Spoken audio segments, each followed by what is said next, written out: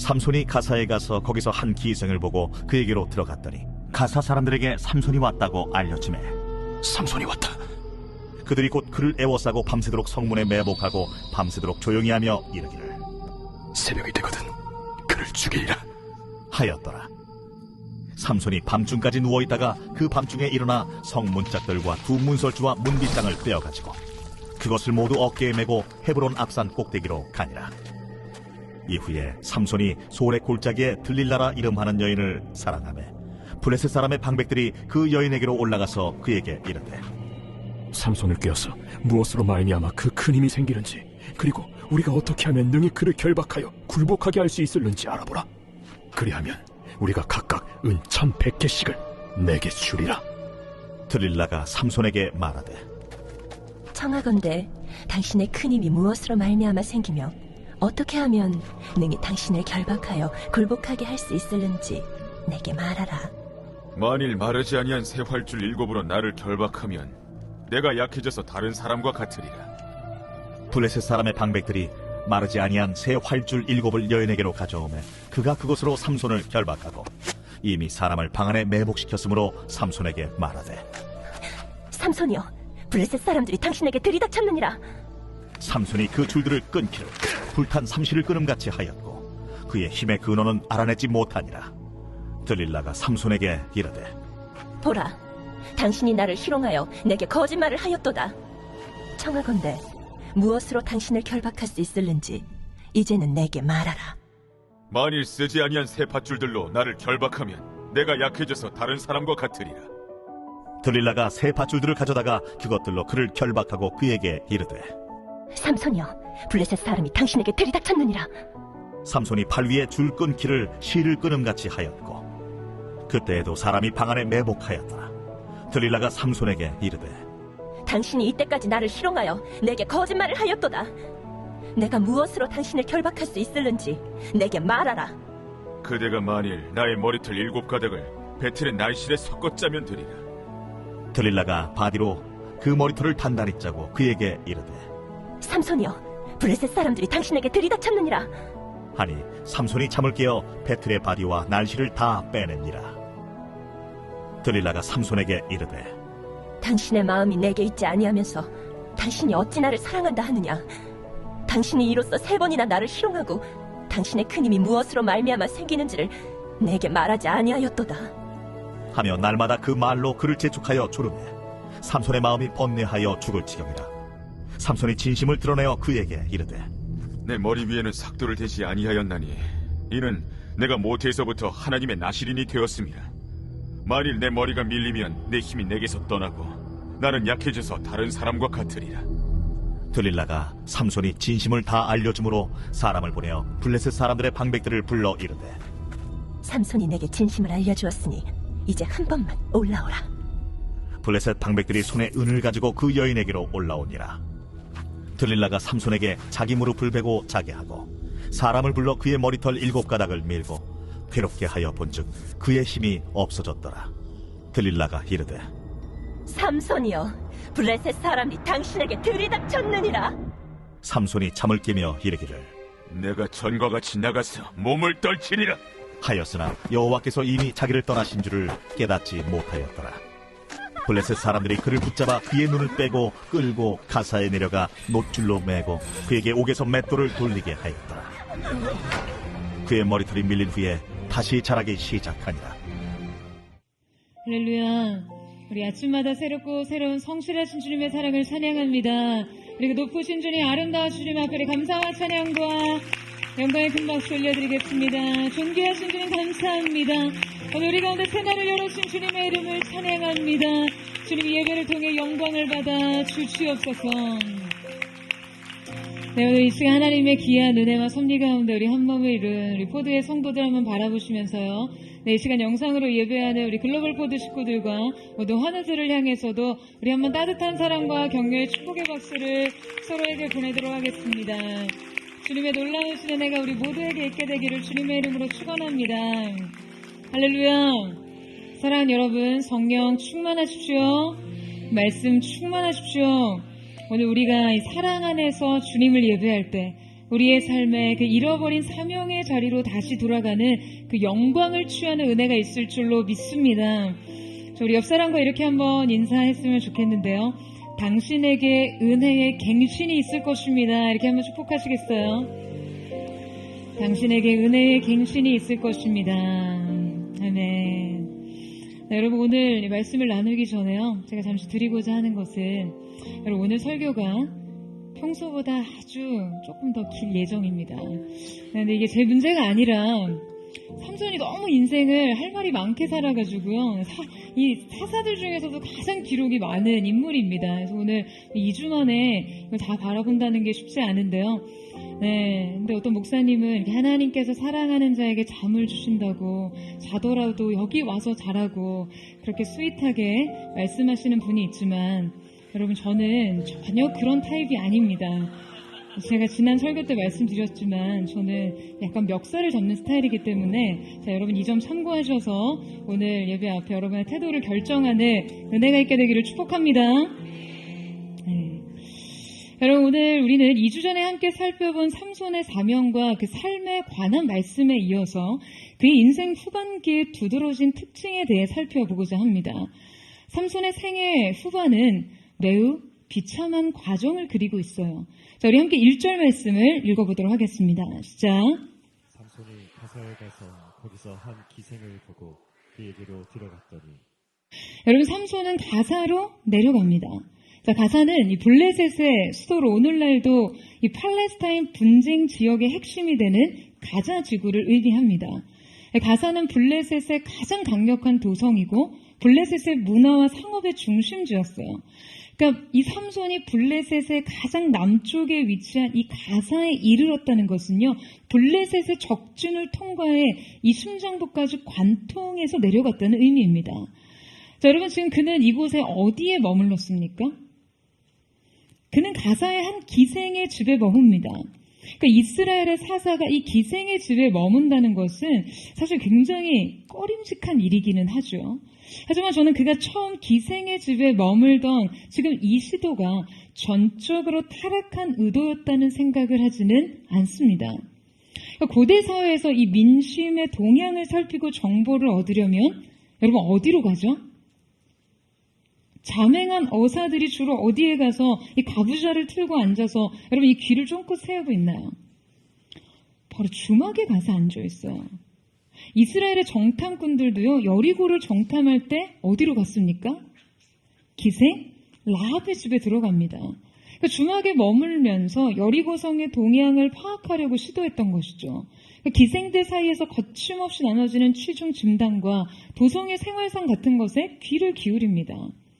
삼손은 이스라엘 사사를 지내는 동안 홀로 블레셋의 침략을 꾀하면서 그러니까 이런 손쉬운 방식으로 기생에게 접근을 했던 것 같아요. 아마 이 접근은 애초에 전략적 의도도 포함되어 있었을 거예요.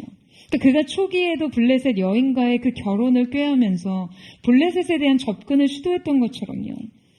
하지만 우리는 이후 이 선택으로 인해 그가 얼마나 돌이키기 어려운 실패를 하게 되는지를 알게 됩니다. 여러분 삼손이 이토록 자주 아무런 경계심 없이 기생의 집을 드나들면서 결국 그는 나시린으로서의 구별된 삶의 행실을 모두 저버리게 됩니다. 15장과 16장 사이의 시간의 간극은요, 아마도 한 20년 정도의 시간이 흐르지 않았을까라고 보는데요. 그 사이에 그의 생활에 대해 침묵하고 있는 성경은 지금 16장에 이르러서야 그가 나시린으로서는 해서는 안 되는 기생과의 성적 관계를 갖고 있음을 기록하고 있습니다. 여러분 어쩌다가 이렇게 된 걸까요? 그의 이 참담한 실패의 원인은 어디에 있을까요? 오늘 우리는 위대한 믿음의 전사 삼손이 이 참담한 실패에 이르기까지의 그 원인을 살펴보며 먼저 영적 경계를 세우기를 원하는데요. 삼손의 실패의 원인 첫 번째는 자신에 대한 지나친 확신 때문이었습니다. 여러분 그가 애초에 블레셋에 접근하고 기회를 얻으려는 의도로 이 딥나에서의 결혼 생활을 시도했고 또 기생 집에 드나들었다 할지라도 그는 보다 강하게 죄에 대한 경계를 세웠어야 했습니다. 아마 그는 자신의 투철한 소명의식 때문에 자신이 굉장히 충분히 자기 욕구를 통제할 수 있다고 자신했던 것 같아요. 그는 이 방법의 선택에 있어서 아무런 주저함이 없어 보입니다. 전사로서 굉장히 강한 남성성을 가지고 있던 그에게 여인을 품는 것은 가장 손쉬운 방식이었고 지금 그렇기 때문에 그는 이 방법에 대한 자신감이 있었을 거예요. 자신은 여인을 품에 품고도 이것을 사명의 성취를 위한 이용을 할 뿐이지 결코 이 유혹에 넘어지지 않는다는 그런 확신 말이죠. 그리고 삼손은 어쩌면 자신이 이러한 위험한 일을 자초해 지금 적군에 대한 공격을 꾀하고 있는 이 상황을 한편으로 즐기고 있었는지 몰라요. 그런 어떤 대범한 유희와 시도를 일종의 기백과 용기로 착각하고 있는 것이죠. 여러분, 그런데 이것이 용기입니까? 모든 상황을 대범하게 즐기는 듯 여유를 부리는 태도가 용기인가요? 아니요, 여러분. 이것은 용기가 아니라 만용이고요. 자신감이 아니라 허세입니다. 여러분, 오늘 우리가 이 사건을 대하면서 삼손의 이런 자신감과 자의식과는 매우 대조적인 한 인물을 떠오르게 됩니다. 누구일까요? 바로 요셉이죠. 여러분, 요셉이 보디발의 아내의 유혹에 직면했을 때 그가 여러분 어떠한 행동을 취합니까? 그는 불이 나게 그 현장을 빠져나와 그야말로 주랭랑을 칩니다. 그가 얼마나 허겁지겁 상황을 수습할 새도 없이 나왔으면요, 결정적이고 치명적인 물증이 될 만한 자신의 겉옷을 여인의 손에 두고 나왔겠어요. 사실 이 모습은 그닥 근사하고 기백 있는 모습은 아닙니다. 하지만 그는 이 죄의 자신을 방치하는 것이 자신을 엄청난 파멸로 이끌 것이라는 강한 경계심을 가지고 있었기에 이러한 신속한 반응을 할 수 있던 것이죠. 여러분, 그렇다면 표면적으로 보기에 매우 초라하고 소심하고 자신 없는 이 태도는 용기와 거리가 먼 것입니까? 그저 죄의 쩔쩔매는 행동 같으세요? 아니요, 여러분. 저는 이것이 진정한 용기라고 생각합니다. 죄에 대한 강한 경계심을 가지고 자신을 이 죄로부터 지키기 위해 주랭랑치는 이 발걸음이 진짜 용기예요. 이것은 죄에 대해 쩔쩔매는 게 아니라 죄에 대해 단호한 것이죠. 그는 죄를 단호히 거부함으로써 그 죄의 영향력으로부터 확실하게 벗어나는 길을 택했습니다. 그것이 비록 지하 감옥이 된다 할지라도 그는 이 선택에 자기의 삶 전부를 걸었어요. 여러분, 이 선택을 할 만한 믿음이 준비되어 있었기 때문에 요셉은 하나님이 보내신 이 지하 감옥에서 왕궁으로 향하는 급행 열차에 탑승합니다. 하지만 삼손은 달랐어요. 그는 언제나 호탕하고 관대한 태도로 그냥 죄를 우습게 여기는 것처럼 행동했습니다. 죄의 문제를 크게 개의치 않고 자신의 실수와 연약함에 대해 벌벌 떨지 않는 것이 마치 진짜 용기 있는 태도인 양 굴었어요. 삼손은 여인들로 인한 여러 번의 위기가 있었지만 지금 그 위기를 기회로 전환시키신 하나님의 계획을 은혜로 해석하지 못하고 자신의 의로 여겼습니다. 그가 앞서 여인으로 인해 심한 공경에 빠졌지만 그 수렁에서 나올 수 있었던 것은요, 전적의 은혜 덕분이었지만 그는 이 영역에 대한 어떤 잘못된 성취감을 느끼고 있었어요. 마치 이것이 자신이 통제 가능한 영역이라 느끼는 것이죠. 여러분, 여러분의 삶의 어떤 영역에서 자신하는 부분, 내 힘으로 가능하다고 여기는 부분, 그냥 굳이 하나님의 도우심과 어떠한 개입이 없어도 스스로 해낼 수 있다고 믿는 믿음, 여러분, 그 믿음이 여러분에게 가장 해로운 믿음입니다. 그 확신이요, 여러분을 가장 쉽게 무너뜨리는 확신이에요. 사랑하는 여러분, 여러분의 믿음과 확신을 언제나 자기 자신에게 두지 말고 은혜에 두세요. 여러분 아멘이세요? 여러분 영적인 일은요 경험으로 하는 것이 아닙니다. 경험으로 축적된 노하우와 매뉴얼로 하는 것이 아니에요. 우리의 영혼의 일은 언제나 자기 깨어짐과 겸손, 근신과 연단을 통해서 이루는 것입니다. 여러분 신앙생활은요 한마디로 돌다리도 두드려보며 건너는 태도로 하셔야 돼요. 언제나 깨어 근신하며 성령의 도우심을 구하는 것 외에 그 성령님을 의지하는 것 외에 인생에 안전한 방법이 없다는 생각으로 늘 인생의 돌다리를 두드리셔야만 합니다. 매일 돌다리도 두드리자. 여러분 이것을요 신앙의 강령으로 여기세요. 언제나 주님 앞에서 자신을 계속해서 돌아보고 살피는 전전긍긍함. 여러분 이것이 지속적 승리의 유일한 비결임을 믿습니다. 여러분 이 사실을 믿으십니까? 삼손의 실패의 원인 두 번째는 그가 결핍을 잘 다스리지 못했기 때문입니다. 이 삼손의 자기 확신은요 자신의 결핍과 결합해서 더 큰 문제를 일으켰어요. 자, 함께 오늘 보면 4절에서 5절 말씀을 같이 한번 읽어보도록 하겠습니다. 시작.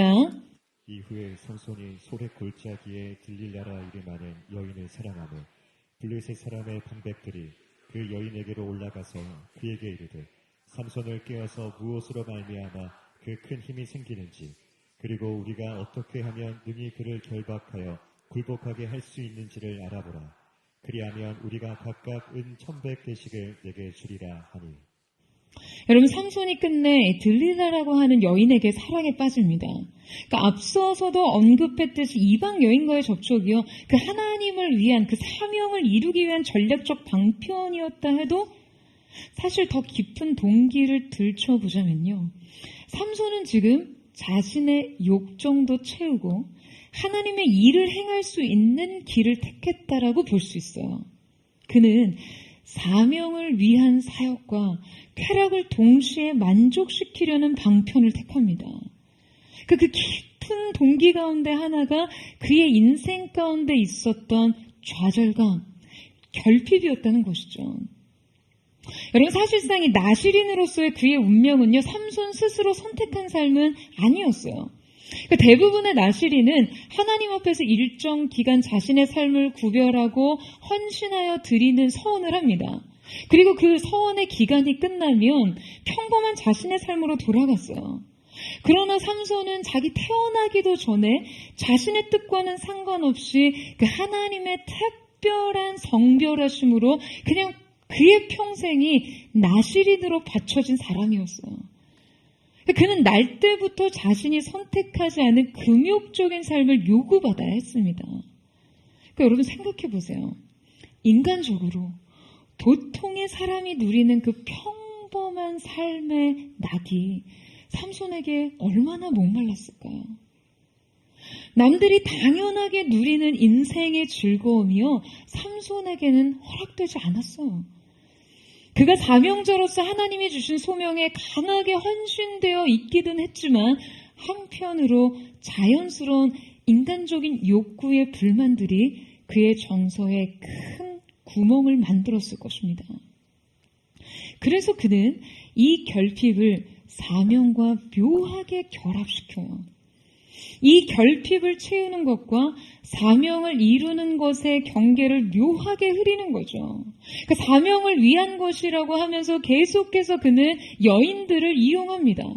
사실상 그것이 삼손의 사명을 위해 취할 수 있는 유일한 접근 방식이었다 할지라도 여러분 이것에 자신의 결핍과 욕망이 계속해서 결합되면서 결국 이 모호한 경계는요 완전히 무너져 내립니다.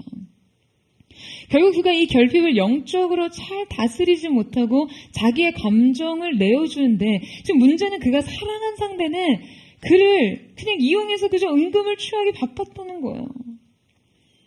여러분 인생의 크고 작은 실패들은요 주로 우리가 자신의 약점과 결핍을 잘못 관리할 때 그것을 경로로 인생에 들어옵니다. 그러니까 저는 이 결핍과 함께 무너진 사람들을 너무나 많이 봤어요. 결핍을 타고 들어온 수많은 유혹과 시험들은 대개 사람들에게 바른 분별과 대처력을 갖지 못하게 합니다. 여러분, 왜냐하면요, 이 결핍과 결합된 영역만큼은 각자가 굉장히 과민 반응을 일으키는 영역이기 때문이에요. 여러분, 우리의 인생에는 각자 결코 정상 반응을 하지 못하는 그러한 영역이 있습니다. 그러니까 내 결핍과 상처가 결합된 문제, 이게 어떻게든 봉합은 됐는데 이 상처 부위가 아직 아물지 않아서 그냥 살짝만 건드리기만 해도 막 자지러지게 아픈 부분이 있어요. 상처가 제대로 아물지 않는 부분은 세심한 관리가 필요합니다. 그리고 특별히 각자의 인생에는 쉽게 메꿀 수 없는 저마다의 구멍이 존재해요. 지난주에 동아시아 최초로 이 구형청 대법원의 변호사로 재직 중인 이 한동일 님의 에세이를 읽었는데요. 그분에게 있어서 어머니라는 존재의 공백이요, 인생의 타고난 또 구멍이었던 것 같아요.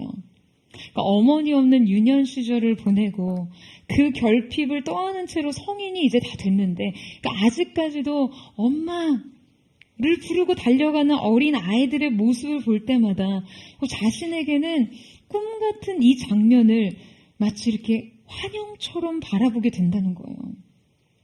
이 채워질 수 없던 존재의 공백이 성인이 되어서도 채워지지 않는 공허함으로 남아있다는 거죠.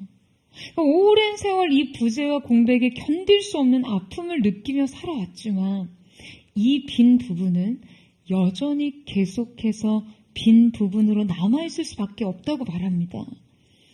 그러면서 그렇게 글로 쓰셨더라고요.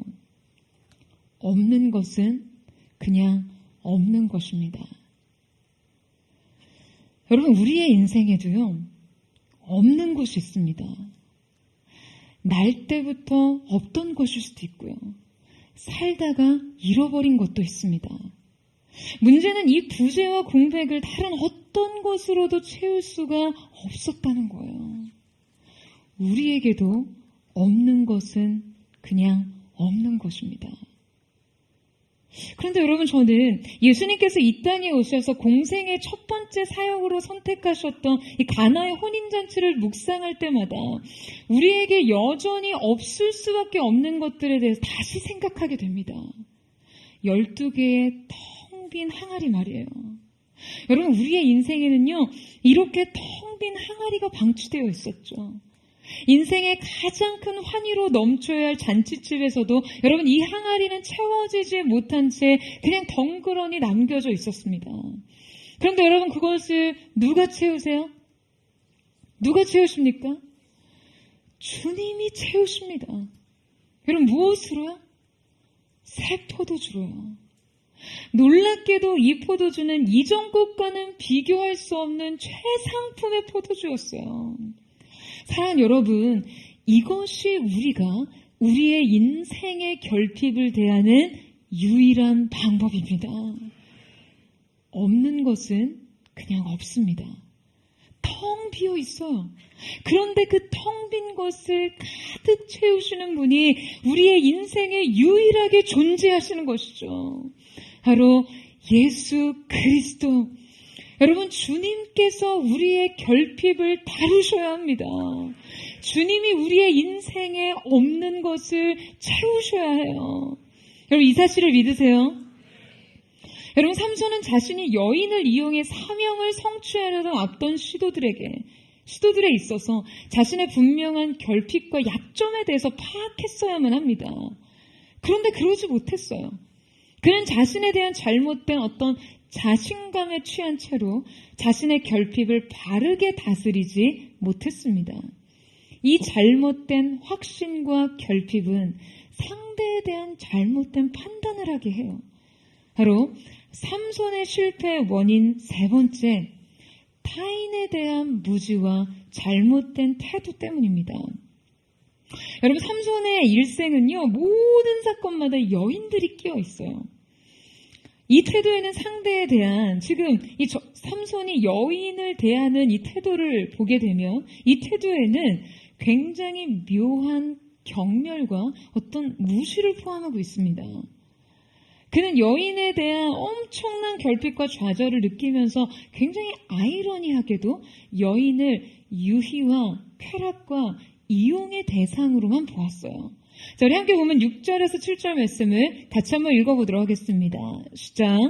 들릴라가 삼손에게 말하되 청하건대 당신의 큰 힘이 무엇으로 말미암아 생기며 어떻게 하면 능히 당신을 결박하여 굴복하게 할 수 있을는지 내게 말하라 하니 삼손이 그에게 이르되 만일 마르지 아니한 새 헐줄 일곱으로 나를 결박하면 내가 약해져서 다른 사람과 같으리라.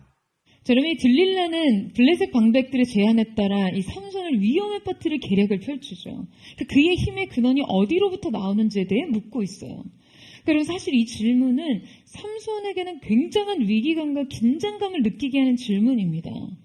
여러분, 이 삼손의 힘의 근원에 대한 비밀은요, 오직 하나님께서 그의 부모에게도 아닌 삼손에게만 계시하신 부분이었어요.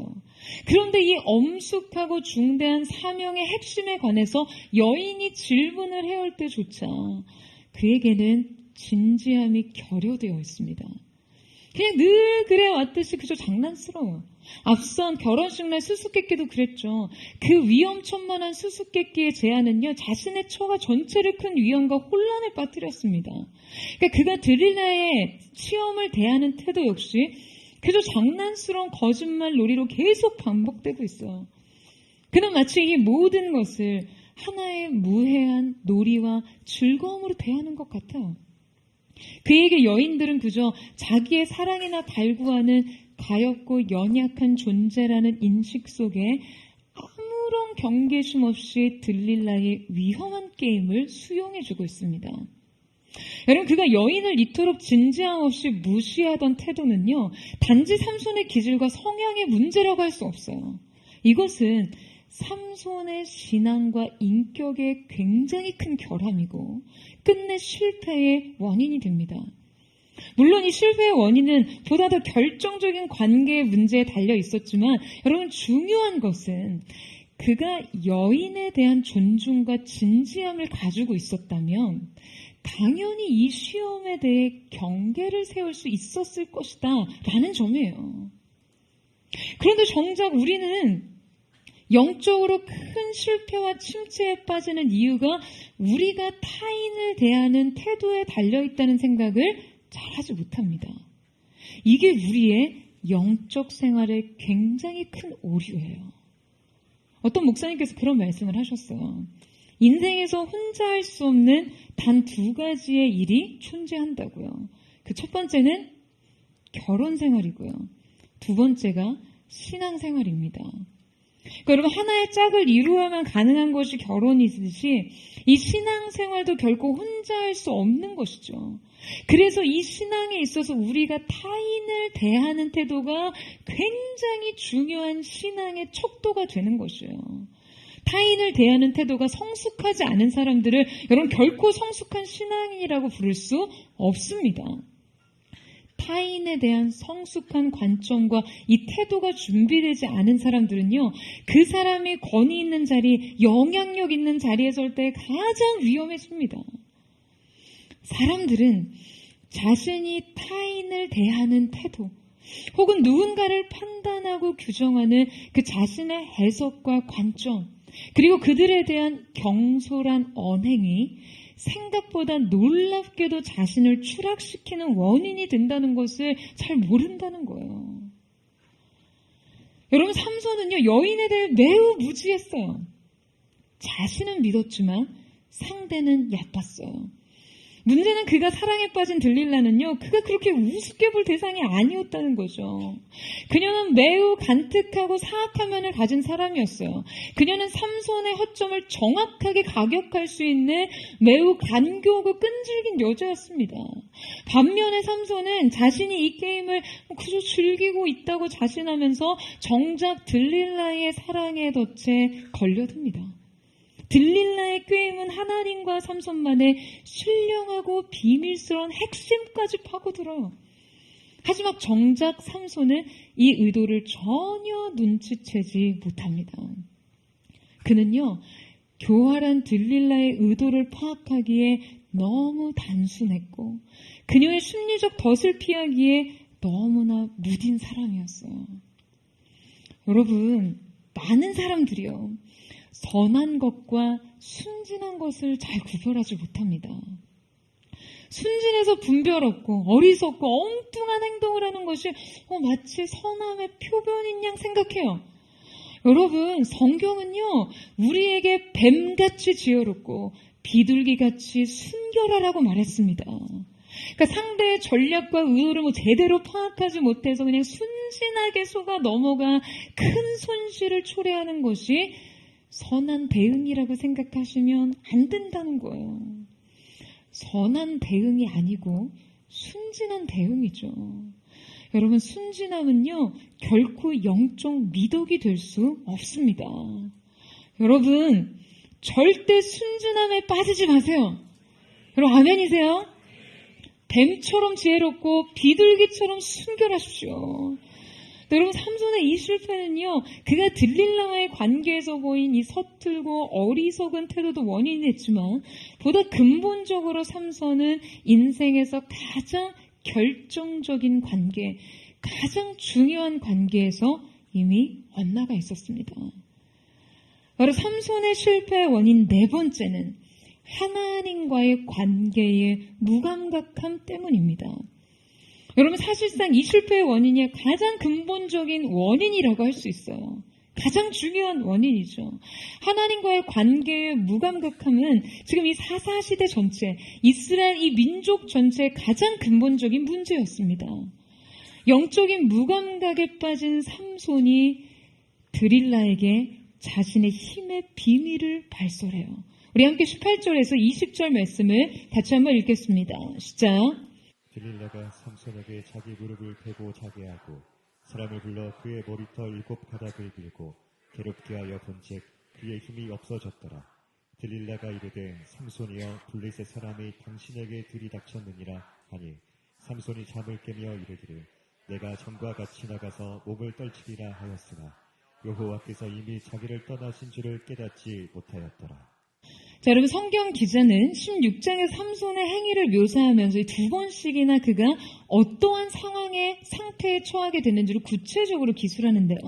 자, 바로 그 16장에 이르러서는 계속해서 누워 있었다라는 거예요. 자, 앞서 3절에서도 그가 기생집에 누워 있었다고 했어요.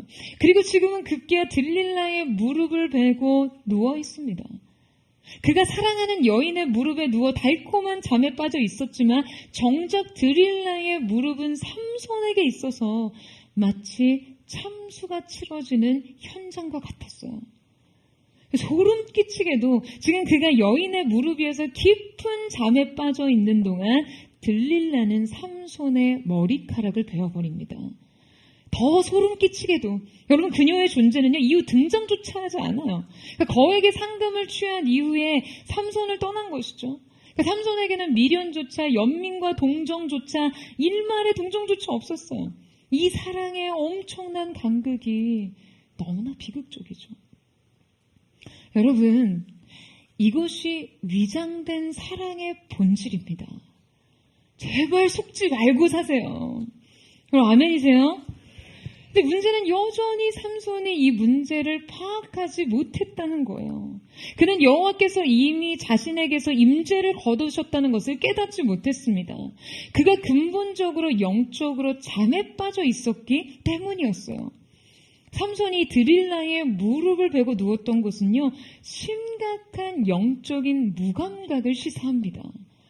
여러분, 시편 1편의 말씀에 보면 복 있는 사람의 행위의 과정에 대해 구체적인 묘사를 하고 있죠.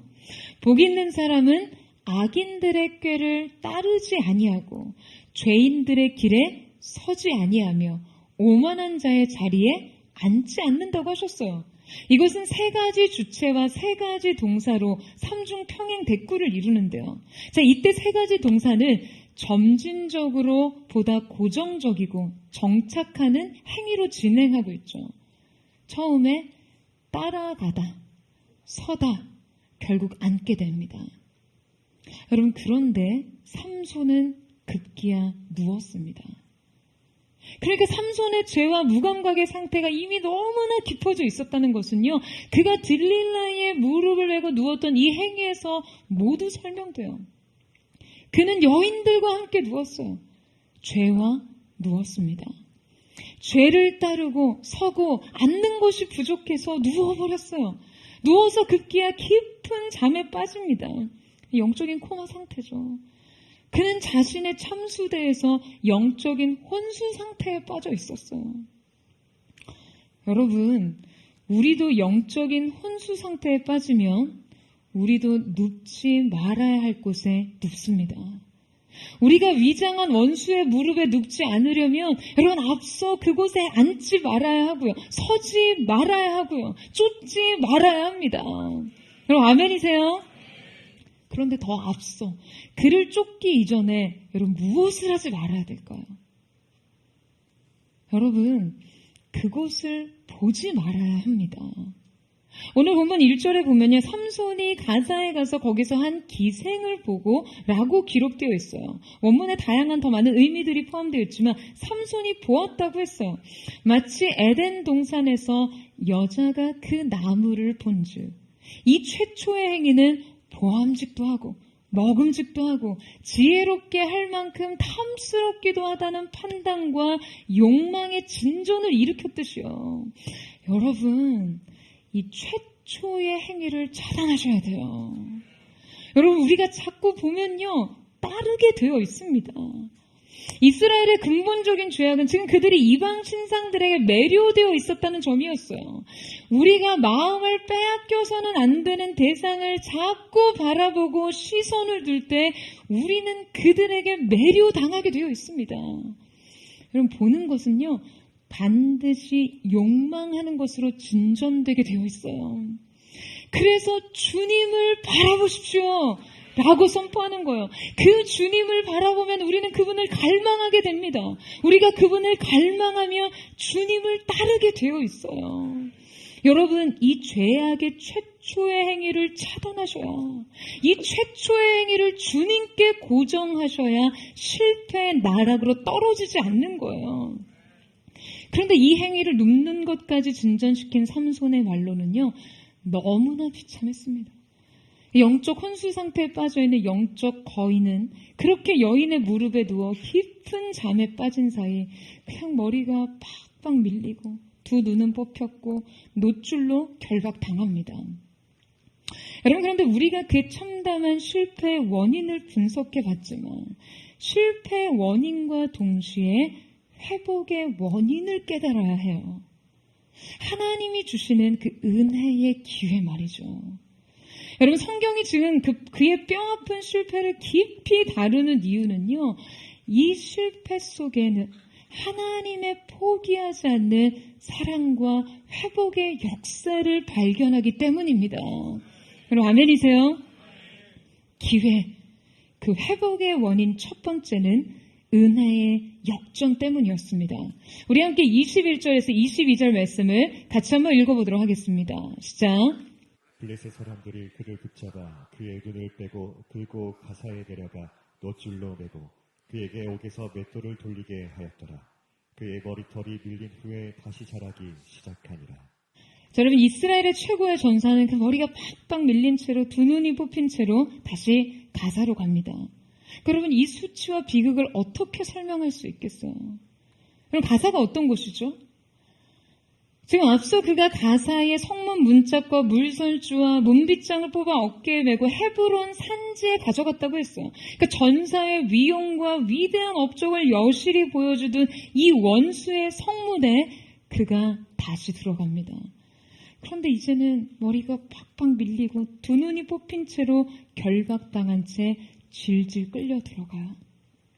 아마 그날 가사 성읍의 모든 사람들은요, 자신의 성문을 뽑아간 이 장수의 처참한 모습을 환호하고 조롱했을 거예요. 사람들은 그들을 데려가 처참한 노역 현장으로 이끌어 갑니다. 감옥에서 그는 맷돌 돌리는 일을 맡았어요. 여러분, 왜 블레셋 사람들이 그에게 맷돌을 돌리게 했을까요? 그들이 삼손에게 매우 혹독한 육체적 고문뿐만 아니라 잔혹한 정신적 고문을 주고 싶었을 거라고 생각합니다. 그의 몸에서 힘이 다 빠져나간 채로 그저 일반인의 몸으로 끊임없이 맷돌을 돌려야 하는 이 일은요, 그를 육체적으로 완전히 탈진시키기도 했지만 현재 자신의 모습과 처지를 계속해서 무력하게 직면하는 일이기도 했어요. 쳇바퀴가 돌아가듯 무의미하게 반복되는 이 행위를 위해 그의 육체의 힘을 소진하면서 스스로를 가장 비참하게 인식하도록 한 것이죠. 여러분, 원래 그의 힘은 무의미한 맷돌을 돌리기 위해 주어진 것이 아니었어요. 더욱이 맷돌은 고대 사회에 자살의 도구로 사용되기도 했습니다. 그러니까 가장 잔인하게 그를 죽일 수 있는 방법으로 그를 완전히 절망과 무기력에 빠뜨려서 스스로 목숨을 끊도록 하기 위함이었던 것이죠. 여러분, 그런데 저는 바로 이 맷돌을 돌리는 삼손과 22절의 구절의 이 한간 사이 많은 것들이 생략되어 있다고 생각합니다. 21절에서는 맷돌을 돌렸어요. 그리고 이어 22절에서는요, 개역개정 성경에는 생략되어 있지만 이 사이에 그러나 라는 접속사로 시작이 됩니다. 그러나 그의 머리털이 밀린 후에 다시 자라기 시작하니라. 그는 비록 두 눈이 빠진 채 날마다 원수들에게 조롱과 채찍질을 당하며 그 맷돌을 돌리고 있었지만 여러분, 그의 머리카락이 다시 자라납니다. 아마 이 무용한 전사의 비밀을 아무도 알아채지 못했지만, 아무도 주의를 기울이지 않았지만 여러분, 그 자신은 느끼고 있었을 거예요. 자신의 박박 밀린 이 수치스러운 머리에 다시 머리카락이 자라고 있다는 것은요. 아마 그는 계속해서 자라나는 머리털을 만져보지 않았을까 싶어요. 그는 텅 빈 동공을 통해 볼 수 있는 것은 캄캄한 어둠뿐이었지만 지금 여러분, 이 어둠 속에서 오히려 그의 촉각은 훨씬 더 예민해졌겠죠. 머리에 까슬하게 자라는 그 머리카락을 만져봤을 때 그는 분명 무언가 감지했을 거예요. 그 자라나는 머리카락을 통해 그가 깨뜨린 하나님과의 언약이 다시 갱신되고 있음을 깨달았던 것이죠. 여러분, 저는 이 은혜의 역전에 전율합니다. 저는 오늘 이 은혜의 역전이 바로 우리에게 있게 되기를 주님의 이름으로 축원합니다. 지난주 많은 중보자들이 우리 각성은 자매를 위한 중보기도에 함께 동참해 주셨습니다. 근데 주중에 이 자매의 간 수치와 신장기는 그리고 칼륨의 수치가 요동치면서 굉장히 위중한 생명에 큰 위기가 찾아왔었습니다. 성은 자매는 이미 생명 유지를 위한 연명 치료를 하지 않겠다는 이 연명 치료 거부서에 동의를 한 상태였고요. 우리 여진은 이미 내일을 장담할 수 없는 상태에 이르렀다는 진단을 내렸습니다. 항암을 받을 수 있는 상태에 이르는 것이 우리 모두가 함께 우리의 치열한 발행과 기도의 제목이었는데 그냥 이 치료 자체를 받을 수 없는 그러한 상태에 이르게 된 것이었죠. 항암을 위해서는 중환자실 투석이라는 이 매우 모험적인 치료를 감행해야 했습니다. 제가 실시간으로 성은 자매의 상황을 공유하면서 과연 목사인 제가 한 인생을 두고 이 한 생명의 긴급한 상태를 두고 이 결정적인 치료의 방향성을 주장하고 이를 위한 기도로 온 성도들을 기도에 집결시켜야 하는 것이 맞는 것인가? 이미 충분히 검증된 최고의 권위자들, 최상의 의료진들이 내린 이 판단과 결정을 두고 또 이 연명치료를 거부한 성은 자매와 가족들을 설득시켜서 지금 이 모험과 위험을 모두 끌어안는 치료를 받게 하는 것이 과연 맞는 것인가? 라는 갈등이 있었어요. 내가 아무리 목사지만 한 생명의 삶과 죽음에 대한 이 최종 결정에 내가 이렇게 개입하는 것이 과연 맞는가? 생명을 건 선택에 믿음을 강요하는 것은 너무 무리한 요구는 아닌가? 게다가 이 모든 것이 한 사람에 대한 어떤 지나친 집착과 생명에 대한 월권은 아닌가? 굉장히 내적인 고민이 깊었습니다. 엄청난 책임감과 중압감이 저를 짓누르는 것 같았어요. 하나님 앞에 기도하는 중에 그때 이 마음 안에 한 말씀이 떠올랐습니다. 다윗이 목동으로 아버지의 양을 치다가 사자나 곰이 와서 양의 새끼를 물어가며 그가 따라가서 그들을 치고 그 수염을 잡아 그것들을 쳐 죽여 그 입에서 새끼 양을 건져내 왔던 것을 기억나게 하셨어요. 여러분, 새끼 양 한 마리 때문에 이러한 위험을 감수하고 기회 비용을 지불한다는 것 자체가 너무 과도해 보이시나요? 그런데 하나님께서 내가 다윗의 이 마음을 귀히 여겼다 라는 마음을 주셨어요. 내가 적어도 가만히 있지 않고 이 상황을 그저 수용하고 포기하고 체념하지 않고 끝까지 쫓아가서 그저 여기까지라는 이 낙심과 자포자기를 치고 그 수염을 잡고 그들을 쳐 죽여야겠다. 그리고 반드시 건져내야겠다는 이 생각이 바꾸나. 하나님께서 그분의 선명한 뜻을 나타내시기까지 오늘 주어진 이 믿음의 한 걸음을 떼고자 기도하며 도전했어요. 그리고 끝내 성은 자매의 그 아름답고 순전한 굳건한 믿음과 또 많은 중보자들의 기도를 통해 하나님께서 그날 밤 중환자실의 치료를 시작하게 해주셨습니다. 여러분, 그날 밤에 제 마음이 어땠겠어요? 제가 잠을 잘 수 있었겠어요? 제가 이 성은 자매의 베드가 이 중환자실에 딱 들어가는데요. 제 마음이 딱 정말 모세를 갈대 상자에 넣어서 나일강에 띄어보낸 그 요게벳과 미리아의 마음 같았어요. 보호자조차도 곁에서 함께 지켜볼 수 없도록 그냥 철저하게 차단된 채로 죽음의 사투를 벌여야 되는 그곳에 내일 이 생명이 끝이라고 해도 이상할 게 없다는 이 연약한 육체를 들여보내는 마음이요. 그냥 이제 이 갈대 상자가 어떠한 인도하심을 받게 될지는 오직 하나님만이 아시는 것이죠. 하지만 적어도 나는 끝까지 이 문을 박차고 들어가게 하는 것이 맞구나.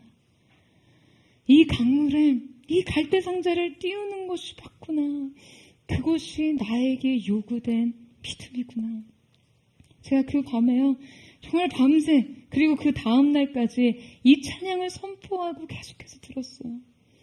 할렐루야 외치리 내 원수들 앞에서. 할렐루야 외치리 불신보다 더 큰 소리로. 여러분, 수석이 시작되고 더 급격히 상태가 악화될 수도 있다는 의료진들의 예측과 달리 수치가 회복됐고 그 다음날 첫 번째 항암을 시작할 수 있게 되었습니다. 그리고 이 미음조차 한 숟가락 입에 넣지 못하던 성은이에게 다음날 요거트가 먹고 싶다는 연락을 전달받았어요. 제가 정말 이 눈물과 웃음이 동시에 나오더라고요. 얼마나 행복하고 얼마나 기쁘고 감사했는지 모릅니다. 물 한 모금 삼키고 어려웠던 성은이에게 정말 따뜻한 밥 한 끼 먹이고 싶었던 그런 마음이 있었거든요. 하나님의 인도하심이 어디까지 이를 것인지 아무도 알 수 없지만 여러분, 우리의 믿음의 한 걸음을 통해 하나님께서 일하실 수 있는 공간을 힘써 만들어야만 합니다. 여러분, 아멘이세요? 여러분, 이 은혜의 역전은요, 우리의 삶에도 아직 일어납니다. 어떠한 상황 속에서도 우리는 포기하지 않고 But God, 그러나 하나님께서, 여러분, 우리의 인생에 이 하나님의 접소고가 쓰여지기를 기다려야 돼요. 저는 오늘 이 은혜의 역전이 사랑하는 모든 포도의 성도들과 성은이의 삶 가운데 있게 되기를 예수님의 이름으로 축원합니다. 그 은혜의 새로운 시작을 감지할 수 있는 새 마음과 오늘 갱신된 은혜 가운데로 부르시는 하나님의 놀라운 은혜의 초청이 저와 여러분 가운데 있게 되기를 주님의 이름으로 축원합니다. 삼손의 인생에 드러난 회복의 원인 두 번째는 사명으로의 전환 때문이었습니다. 여러분, 은혜는 언제나 주권적입니다. 그런데 주님의 이 선택과 결정에는요, 반드시 우리의 준비된 태도가 필요합니다. 앞서 살펴봤듯이 22절에 이르러 삼손의 삶에 명확한 하나님의 개입이 다시 시작됐어요. 말하자면 21절과 22절 행간 사이에 분명한 역전이 존재한다는 거죠. 자, 그렇다면 맷돌을 돌리던 삼손의 행위와 이 은혜의 역전 사이에는 과연 어떠한 것이 존재했을까요? 그가 원수의 목전에서 채찍에 시달려가면 맷돌을 돌렸을 뿐인데요. 저는 그가 맷돌을 돌리며 무슨 생각을 했을까? 삼손이 과연 이때 무슨 생각을 했을까 상상해 봤어요. 여러분, 삼손은 당연히 자신이 초래한 엄청난 실패로 인해 감당하기 힘든 좌절과 죄책감에 시달렸겠죠. 여러분, 인생에서 결코 쉽게 씻을 수 없는 게 있다면 바로 죄의식입니다. 이스라엘 사사로서 하나님의 위대한 과학에 쓰임받던 자신이 지금 이러한 치욕스러운 모습으로 맷돌을 돌리고 있는 상황이 얼마나 참담했겠어요. 그는 돌이킬 수 없는 이 실패에 대한 감당하기 힘든 후회 때문에 그냥 완전히 무너져 내렸을 수 있습니다. 여러분, 그런데 바로 이때 이 행간 사이에서 삼손이 다시 꿈틀거리고 있었어요. 저는 단지 이 시간을요, 실패에 대한 후회와 삼손이 좌절로 보내지 않았을 거라고 확신합니다. 장담하지만 저는 그가 이 맷돌을 돌리며 망가진 자기 자신에 대해서가 아니라 그가 돌아가야 할 사명에 대해서 생각했다고 봅니다. 만약 그가 그저 자신의 뼈아픈 실패를 반복해서 되새김질하며 내가 왜 그랬을까 후회와 자책만으로 시간을 보냈다면요, 여러분, 엘리야나 요나같이 주님 나를 죽여주십시오, 당장 자신의 목숨을 거둬달라고 기도라도 하지 않았겠어요? 그러나 그는 이 맷돌을 돌리며 블레셋으로부터의 심판과 구원이라는 자신의 사명에 대해서 다시 생각했을 거예요. 사랑하는 여러분, 바로 이것이 믿음의 거인의 저력입니다. 이것이 우리가 실패 후 머물러야 할 지점이에요. 무너진 자기 자신이 아니라 돌이켜야 할 사명 말이죠. 여러분, 아멘이세요? 여러분, 삼손은 이제 블레셋 사람들에 이끌려 다곤 신전 안에 들어갑니다. 그는 이 이방 신 앞에 드려지는 제사에서 원수들의 조롱과 희롱거리가 되었어요. 그런데 바로 그때 그가 자기 손을 붙든 소년에게 이릅니다. 26절 말씀에 삼손이 자기 손을 붙든 소년에게 이르되 나에게 이 집을 버틴 기둥을 찾아 그것을 의지하게 하라 하니라. 여러분, 삼손이 무슨 생각을 했던 것일까요? 여러분, 그가 돌리던 맷돌은요, 윗돌, 아랫돌, 이 육중한 두 개의 돌이 포개져 있을 때 이 돌이 서로 마찰해가며 돌아갈 수 있는 것은요, 바로 손잡이가 있기 때문이죠. 만약에 손잡이가 없다면 결코 두 개의 포개진 돌은 맞대어 돌 수 없습니다.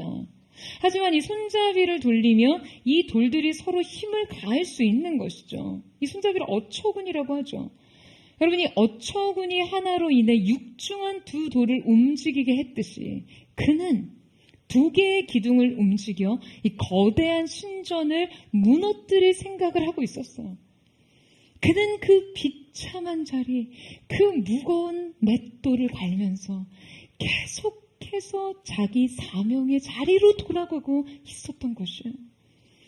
그가 돌이킬 수 없는 실패 속에서도 자기 자신에 대한 자책과 연민이 아닌 자신이 돌아갈 사명에 대해 생각했을 때 하나님께서는 그에게 마지막 기회를 주십니다. 그가 그토록 원하고 갈망하던 필생의 사명, 바로 블레셋에 대한 강력한 심판을 준비하게 하신 것이죠. 삼손의 인생에 드러난 회복의 원인 마지막은 이위가 아닌 아직을 선택하는 믿음입니다. 여러분, 사실 삼손의 인생은요, 이미 끝장이 났습니다. 여러분, 그에게 남은 삶이 무슨 의미가 있었나요? 그에게 살아가는 일은 그저 수치와 치욕에 불과했습니다. 자신의 은사와 재능을 모두 잃고 불구가 된 그는요, 그냥 옥에 갇혀 초라한 노역이나 해야 했어요.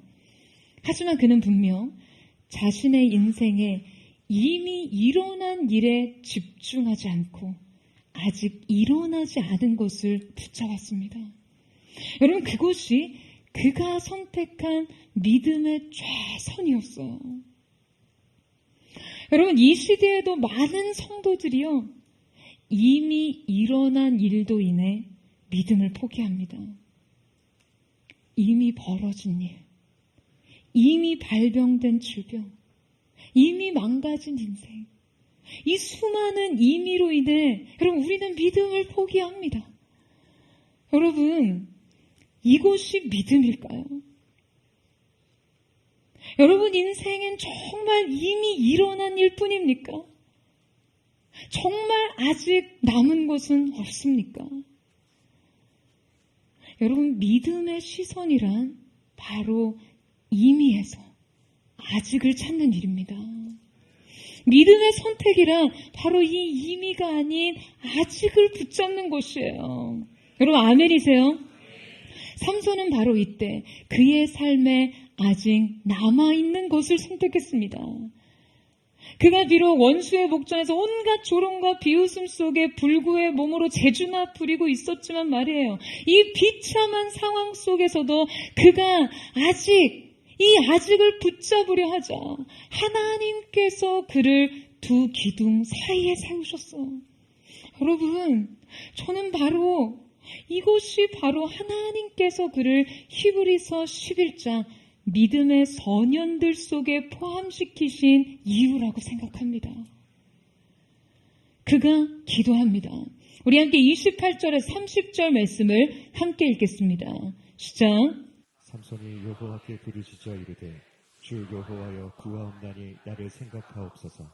하나님이여 구하옵나니 이번만 나를 강하게 하사 나의 두 눈을 뺀 블레셋 사람에게 원수를 단번에 갚게 하옵소서 하고, 삼손이 집을 버틴 두 기둥 가운데 하나는 왼손으로 하나는 오른손으로 껴 의지하고, 삼손이 이르되 블레셋 사람과 함께 죽기를 원하노라 하고 힘을 다하여 몸을 굽히매 그 집이 곧 무너져 그 안에 있는 모든 방백들과 온 백성에게 덮이니, 삼손이 죽을 때 죽인 자가 살았을 때 죽인 자보다 더욱 많았더라. 삼손이 죽을 때 죽인 자가 살아있을 때 죽인 자보다 더욱 많았더라. 여호와여 구하옵나니 나를 생각하옵소서. 이번 한 번만 나를 강하게 하옵소서. 여러분, 이 아직을 붙잡는 삼손의 이 믿음이 하나님께서 그를 생각해 주시는 결정적 기회가 되었어요.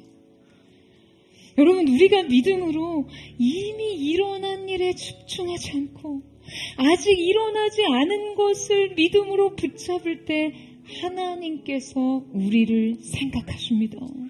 여러분, 이 사실을 믿으세요?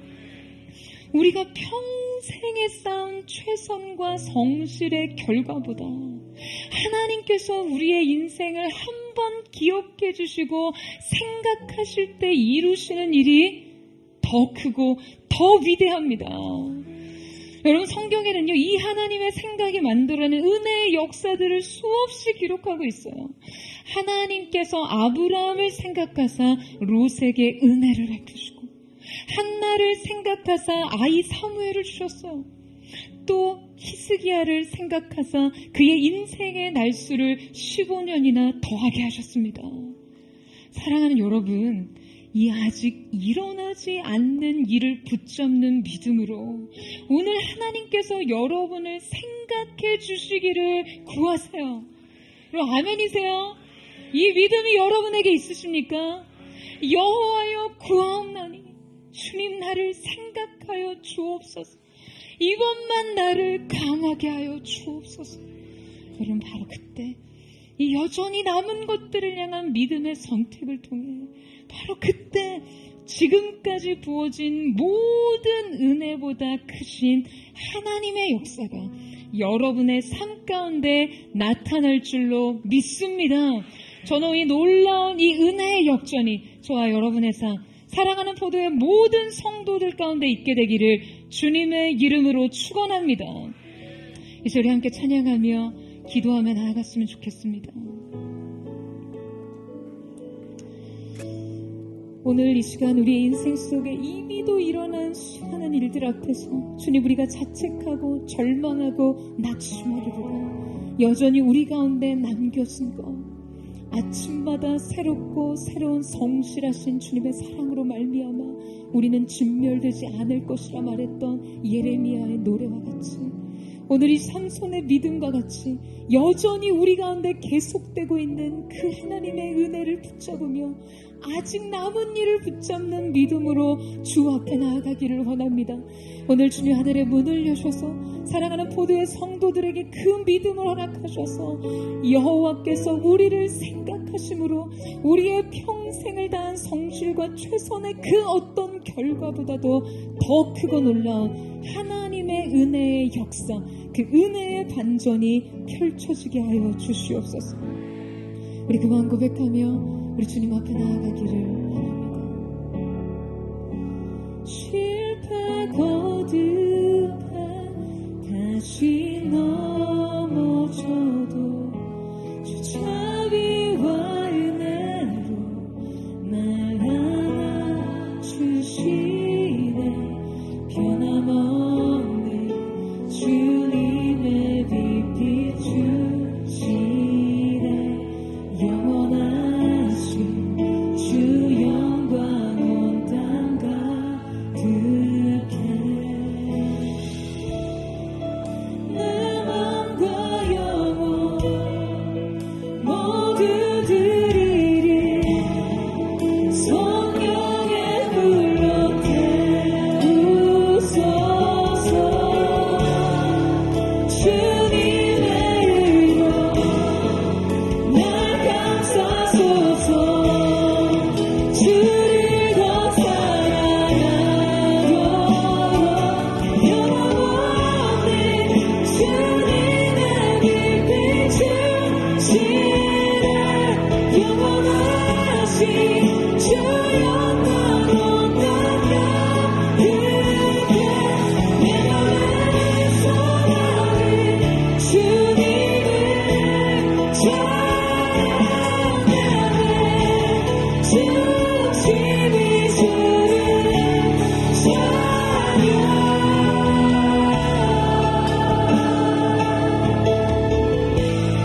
우리의 삶의 소망은 주 뜻 구하며 자신을 버리고 주님을 찬양. 변함없는 주님의 빛 비추시네. 영원하신 주 영광 온 땅 가득해. 내 맘과 영혼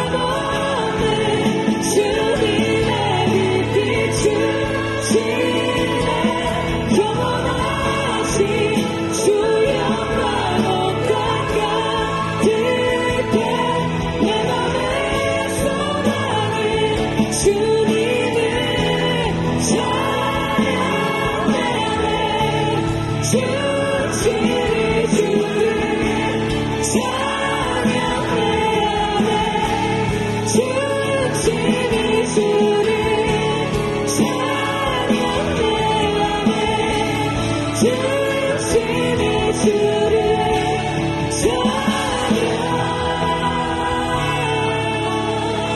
주님을 찬양해 영원하신 주님 충실히 주님을 찬양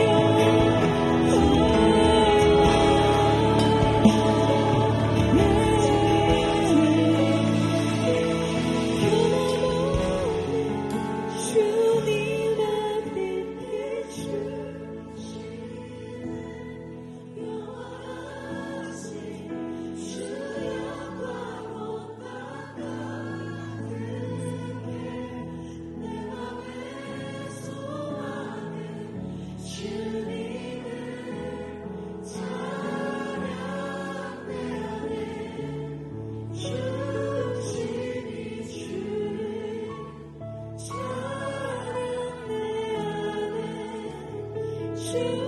중심이 주를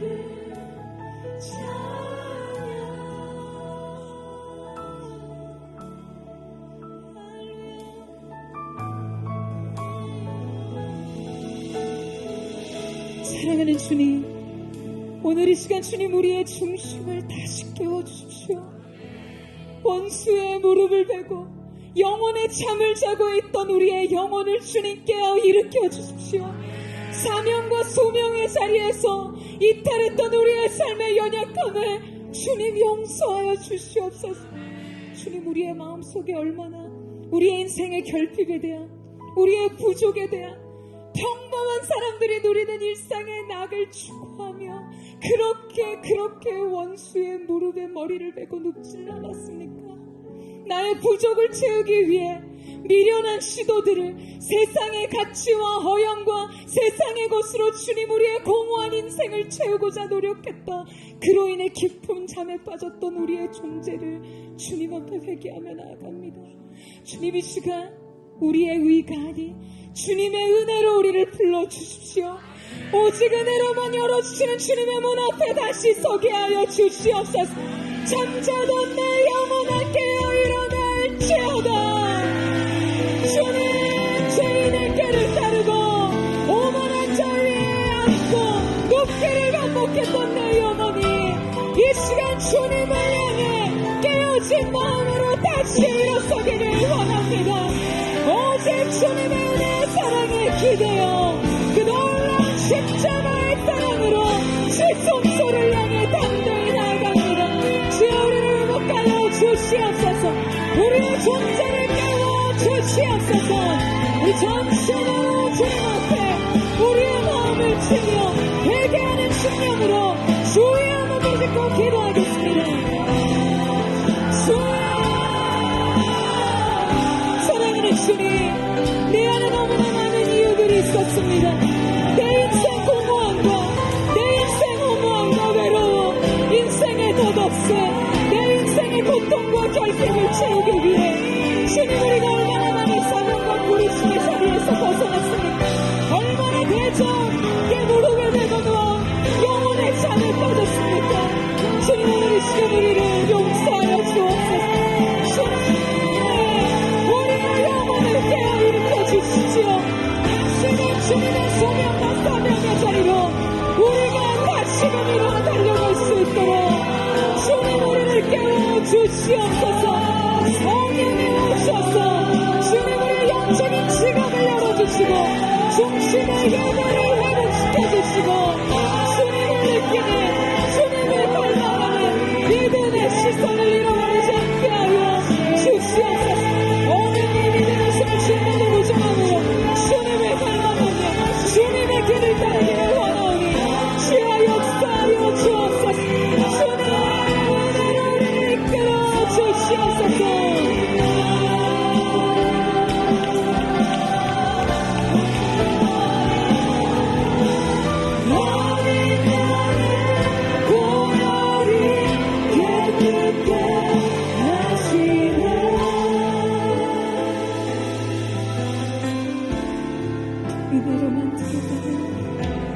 은혜로만 들어가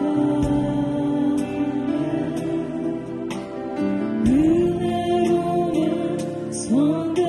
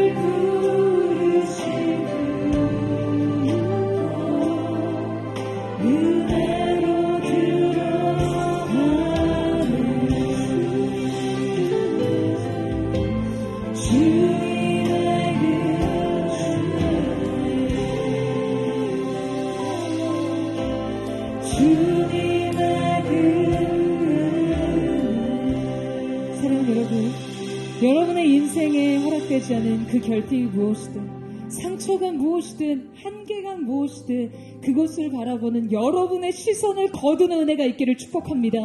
여러분, 주님을 바라보세요. 그 시선의 바라봄이 주님을 향한 갈망을 일으킬 것입니다. 그 갈망이 주님의 길을 따르게 할 줄로 믿습니다. 오늘 우리의 인생 속에 주님, 얼마나 우리가 잦은 실패로 우리의 인생에 비참한 무기력한 삶의 맷돌을 가는 현장이 많이 있었습니까? 사랑하는 주님, 그러나 삼손이 매일매일 계속되는 이 무의미하고 무력한 맷돌을 갈면서 끊임없이 자책과 후회로 자기 자신에게 돌아간 것이 아닌 끊임없이 그의 중심이 그의 사명의 자리로 돌아갔을 때 하나님께서 은혜의 기회를 주셨듯이 오늘 이 시간 사랑하는 보도의 성도들의 삶이 계속해서 부르심의 자리, 고요한 사명의 자리, 은혜의 자리, 하나님의 사랑의 임재 앞으로 돌아가고 또 돌아가게 하여 주시옵소서. 바로 그 지점에서 은혜의 역전이 시작되는 역사, 하나님의 은혜가 다시 시작되고 갱신되는 것을 목도하는 시간 될 수 있도록 성령 하나님 함께하여 주시옵소서. 모든 후회와 자책과 낙심과 절망 예수님의 이름으로 명하노니 끊어질지어다. 이미 벌어진 일에 대한 것이 아닌 이제도 너는 아직 주께서 행하실 새는 일을 믿음으로 바라보며 나아갑니다. 우리가 하나님께서 행하실 위대한 일들을 찬양하며 주의 영광 부르짖고 동성으로 기도합니다.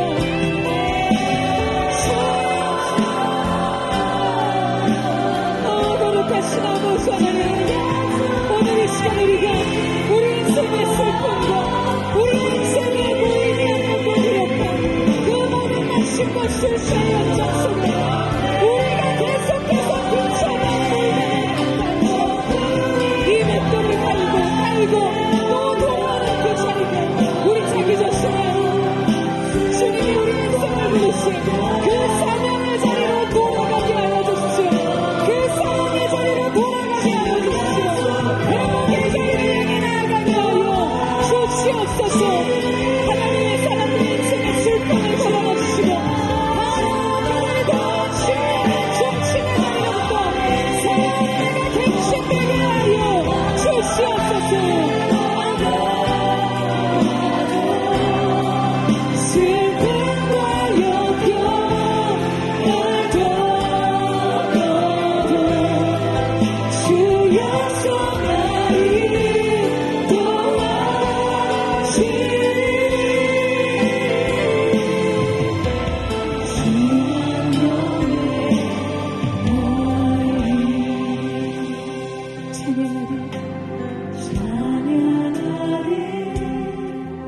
목소리 높여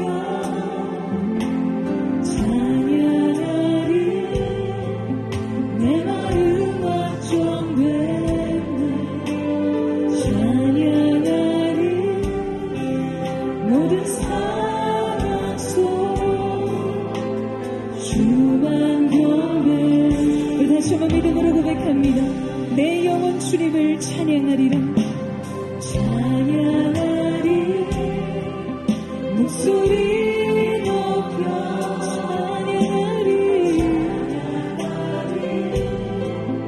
내 마음 확정되네. 찬양하리. 모든 사 주님만을 경배하리라.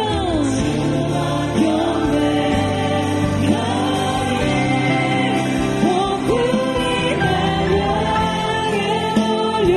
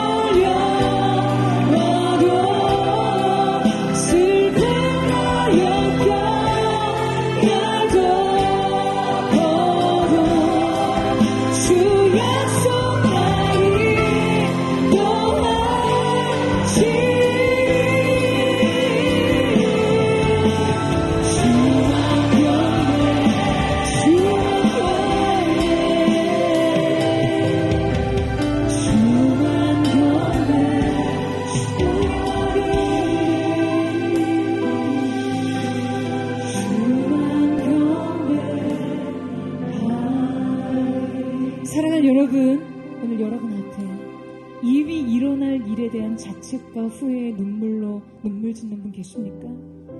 이미 발병된 질병, 이미 망가진 인생, 이미 망쳐진 사업의 일터의 현장, 이것으로 인해 여러분의 믿음이 지금 이 한계선에 도달한 거기에 머물고 있지 않으세요? 사랑하는 여러분, 삼손이 하나님을 향해 이 이미를 넘어 아직 그의 삶 속에 남겨진 은혜를 구할 때 하나님께서 삼손을 다시 생각하는 결정적 은혜가 되었음을 믿으시기를 주님의 이름으로 축원합니다. 여러분의 인생 영역 속에 이미 끝났습니다라고 생각하는 그 영역에 주님 아직 남은 곳이 있습니다. 주님 우리를 향한 하나님의 은혜와 자비가 무궁함으로 우리에게 여전히 소망이 남아있음을 예수님의 이름으로 선포합니다. 이 믿음의 한걸음을 떼게 하여 주시옵소서. 아직 남은 곳에 붙잡는 은혜가 있게 하여 주시옵소서. 여호와의 나를 생각하여 주옵소서. 여호와의 나라의 이목만을 당하게 하여 주옵소서. 근데 삼손은 평생의 죄성과 그 모든 노력의 결과보다 더 큰 하나님의 역사가 나타났기에 우리 사랑하는 거대 성도들과 사랑하는 성은이의 인생 속에 그 연약한 육체 속에 하나님의 은혜의 역전이 일어날 것을 예수님의 이름으로 선포합니다. 우리 전심으로 주의 세원을 치고 우리 주님 앞에 기도하며 나아갑니다. 주여, 주여,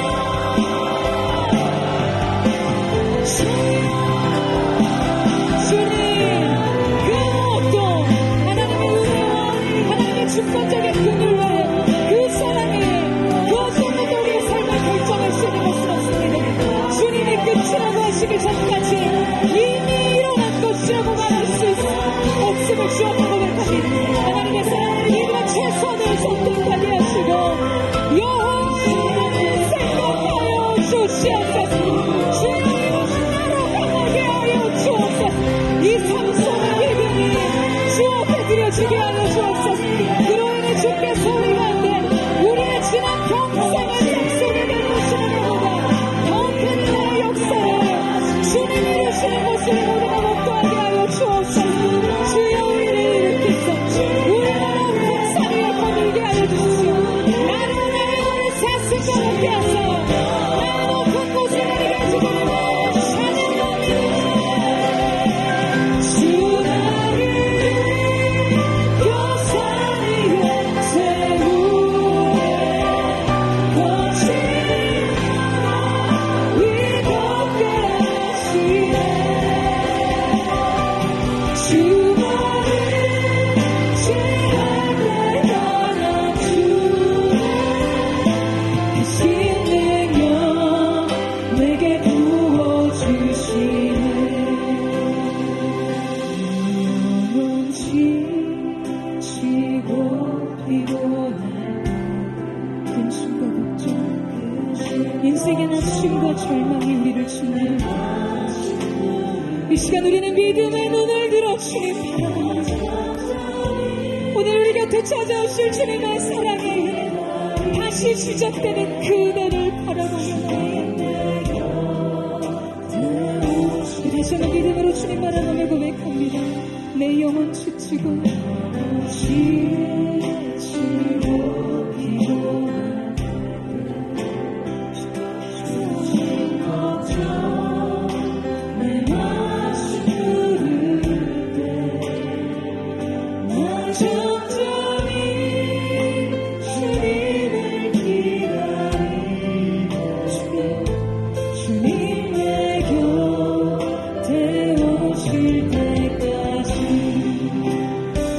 주 나를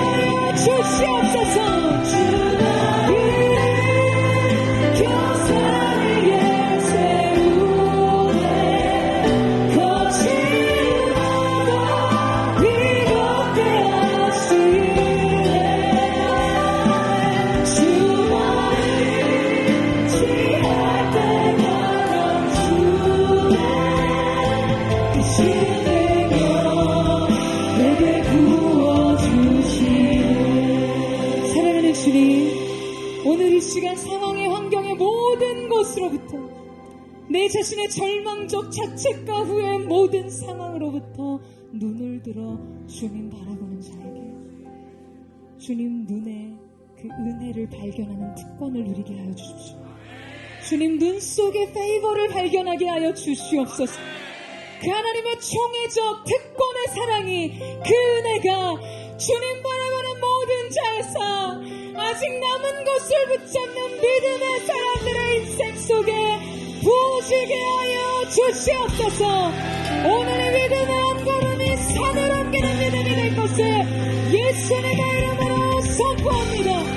거대 모든 성도들에게 은혜의 갱신이 있을지어다. 사랑하는 성은이의 육체 가운데 새로운 생명의 징후들이 나타날지어다. 오늘 그렇게 주께서 우리를 생각하심으로 인해 우리의 삶 속에 새 일들이 일어났음을 선포합니다. 그 놀라우신 주님 앞에 감사와 찬양을 드리며 살아계신 예수님의 이름으로 기도드립니다. 아멘. 할렐루야. 우리 가운데 새로운 시작, 은혜의 반전, 그 놀라우신 은혜의 갱신을 허락하신 주님 앞에 우리 감사와 찬양과 영광의 말씀을 드리겠습니다.